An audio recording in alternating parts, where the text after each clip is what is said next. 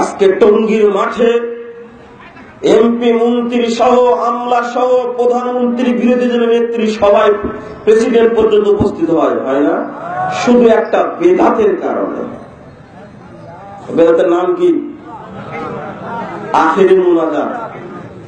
আখিরে মুনাজাতকে লক্ষ্য করে সেখানে সামিল হচ্ছে, অথচ যুক্তিটাও কুলাবে না, দলিলও কুলাবে না। আপনারা এটাকে বলছেন বিশ্ব ইজতেমা। মুখের দাম আছে। সৌদি আরবে যখন আরাফার মাঠে জিলহজের ৯ তারিখে এক মাঠে একসঙ্গে ১ কোটির ঊর্ধ্বে মানুষ উপস্থিত হয়েছিল, ওটাকে বলা হয় আরাফার মাঠ। শুধু আরাফার মাঠ।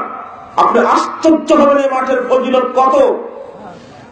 নবী মুহাম্মদ সাল্লাল্লাহু আলাইহি ওয়াসাল্লাম বলেছেন, খায়রুদ দুআই দুআউ ইয়াউম আরাফা। ৩৫৮৫ নম্বর হাদিস খুলুন তিরমিজি। আল্লাহ রাসূল বলেছেন, পৃথিবীতে যে যেখানে যত দোয়া করে তার মধ্যে শ্রেষ্ঠ দোয়া হলো আরাফার মাঠের দোয়া। রাসূল সাল্লাল্লাহু আলাইহি ওয়াসাল্লাম বলেছেন, আল হাজ্জ ওয়াল মুতামির ওয়াল গাযী ফি সাবিলিল্লাহ। হজকারী, উমরাকারী এবং যুদ্ধের মাঠের সৈনিক আব্দুল্লাহ, এই ৩ শ্রেণীর মানুষ হলেন সরাসরি আল্লাহর মেহমান। রাসূল সাল্লাল্লাহু আলাইহি ওয়াসাল্লাম বলেছেন,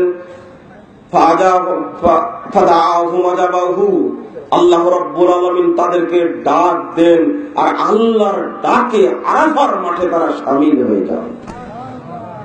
ফাসালুহু ফাআতাহুম মা সালুহু ফাআতাহুম। আল্লাহ নবী বলেন, আরাফার মাঠে অবস্থান করে হাজিরা আল্লাহর কাছে যা চান আল্লাহ তাই তাদেরকে দান করে। ২৪-২৯ নম্বর হাদিসটা খুলুন ইবনে মাজাহ। নবী মুহাম্মদ সাল্লাল্লাহু আলাইহি ওয়াসাল্লাম বলেন, ফেরেশতাদেরকে লক্ষ্য করে আল্লাহ রাসূল বলেন, সাহাবীরা শুনো, আল্লাহ রাব্বুল আলামিন আজকে তোমাদের একেবারে নিকটবর্তী হয়ে গেছে।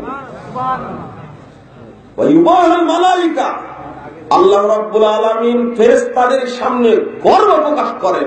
সাহাবীরা, ফেরেশতারা দেখো তো এই সমস্ত ব্যক্তিরা আমার কাছে কি চাচ্ছে, যা চায় আমি তাই তাদেরকে দান করব। রাসূল সাল্লাল্লাহু আলাইহি ওয়াসাল্লাম আরেকটা হাদিস না বললে হবে না। এই আরাফার মাঠের বরকত থেকে যেন গোটা পৃথিবীর মুসলিমরা বঞ্চিত না হয়, এই জন্য আল্লাহ আরেকটি ব্যবস্থা করেছেন। ৩৬৭ পৃষ্ঠা খুলুন সেই মুসলিমের প্রথম খণ্ড। আল্লাহ নবী বলেছেন, তোমরা সিয়াম রাখবে, আহতাসিবাল্লাহ সিয়ামু ইয়াউমি আরাফা আহতাসিবাল্লাহ আইয়ুকাফফিরা সালাতাল্লাতী ক্বাবলাহু ওয়াস সালাতাল্লাতী বা'দাহু। আরাফার দিনের একটি সিয়াম সম্পর্কে আল্লাহর কাছে আমি আশা পোষণ করছি যে আরাফার দিনের একটি সিয়াম রাখলেন আল্লাহ রাব্বুল আলামিন বিগত ১ বছরের, আগামী অগ্রিম ১ বছরের যাবতীয় পাপ আল্লাহ ক্ষমা করে দিবেন।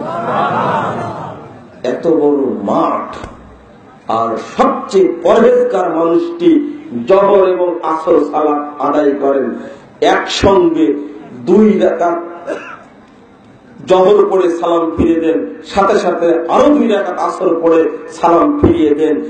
এইরকম একটা বিশাল জামাতে, বিশাল উপস্থিতিতে কিয়ামত আজ থেকে নিয়ে রাসূলের যুগ থেকে নিয়ে আজ পর্যন্ত কোন দিন এই বেদাত হয়নি। কোনটা? এই আখিরে মুনাজাত হয় না সেখানে। আর টঙ্গীর মাঠে যখন মুনাজাত হয় আর আপনি টিভির সামনে বসে থেকে দোয়া করেন, লজ্জা কি শেষ আছে? আরে প্রধানমন্ত্রী বসে দোয়া করেন, লজ্জায় মরে যায়। কেউ দলিল খোঁজার ইচ্ছা করে না, চিন্তাই করে না। বেদাত একটি করলে কালকে আমাদের মাঠে কোনো রক্ষা নেই। আমি এই আলোচনায় আপনাদের বেশি আলোচনা নিয়ে আসলাম এই জন্য, আপনারা যেন বিষয়টা স্পষ্ট করে আমল করতে পারেন যে বিনা দলিলে কোনো আমল করব না, বিনা দলিলে কোনো আমল মেনে নিব না।